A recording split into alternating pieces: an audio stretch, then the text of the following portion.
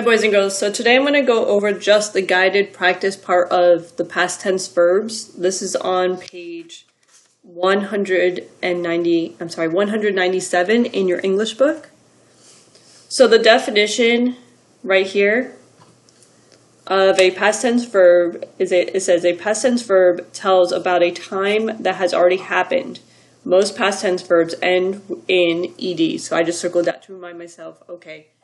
If I see a verb, which is an action word, that's what I wrote right there, an action word that happened in the past, you're going to add ed to it most of the times.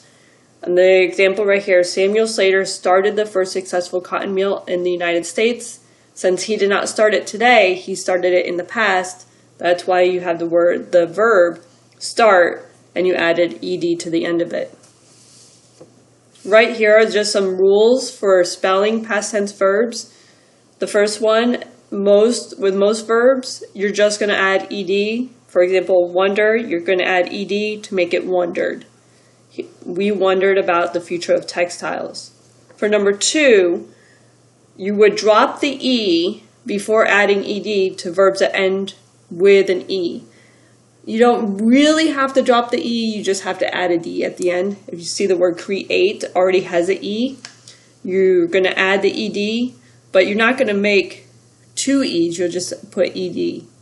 Or in this case, you could just add a d to the end of create. He created new products for the industry.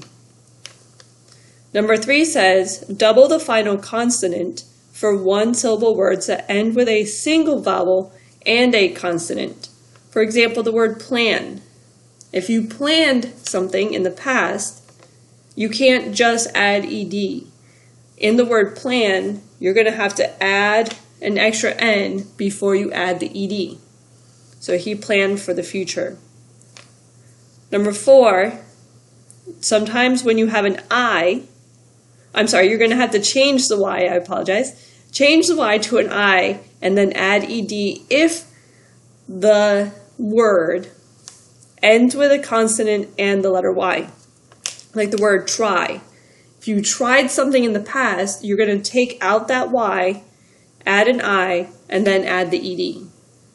Samuel tried his ideas in his adopted country. Number 5, add ed to verbs that end with a vowel and a y. For example, the word enjoy, this is a vowel, the O is a vowel, and then you have y. So all you have to do is just add ed to enjoyed. He enjoyed many years of success. All right, so with the guided practice, let me scoot my book up. There we go. Now I'm just going to move that piece of paper. There we go. All right, so for number 1, it says the American colonies blank with England in the 1700s. The verb is trade. Because trade ends with e, all you really need to do is add a d to make it traded. Number 2, England want all the knowledge of trade. With want, all you had to do was just add ed. Number 3, no one carry machinery from England to America. You just had to drop the y, add an I, and then add the ed. Number 4, Samuel Slater arrived in the United States in 1789. All you had to do with arrive is just add the d.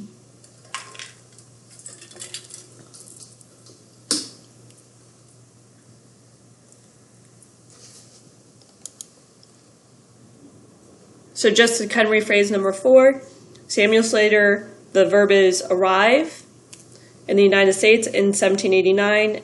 All you had to do was add a d to arrive to make it arrived. Number 5, he dressed like a farmer. All you had to do with dress is add ed to make it dressed. And number 6, Samuel worried about the disguise. You had to change the y to an I and add ed.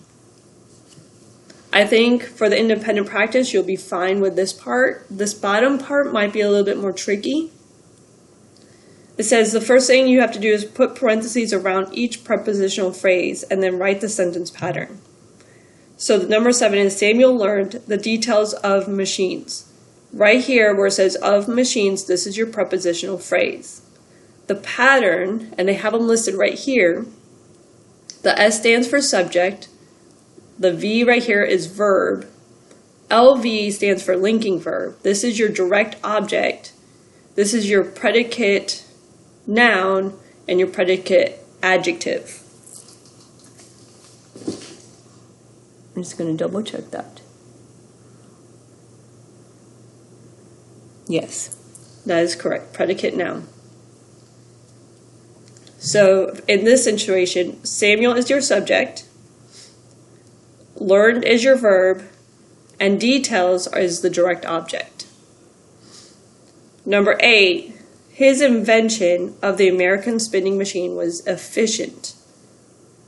His is your subject, the linking verb is was, and efficient is your predicate adjective. Because efficient is a describing word, therefore it is the predicate adjective. Predicate is another way of saying verb. So efficient goes with was.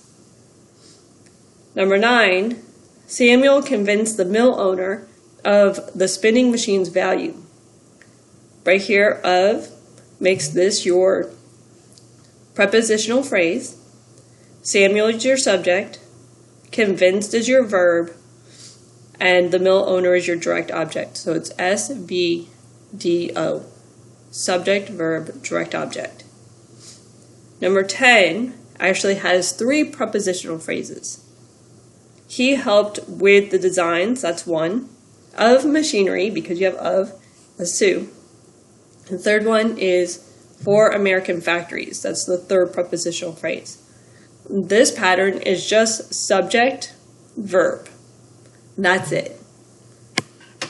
Alright, so I thought going over the guided practice might be helpful for you. If you find that this is helpful, I can make more videos for English like this. The part that you have to do is on the back, where it's independent practice. If you're in my homeroom, or you were in my homeroom in the beginning of the year, this is what we usually did. We did the guided practice together, independent practice on your own. So the first part, just like on this page, where you just add the ending that you need.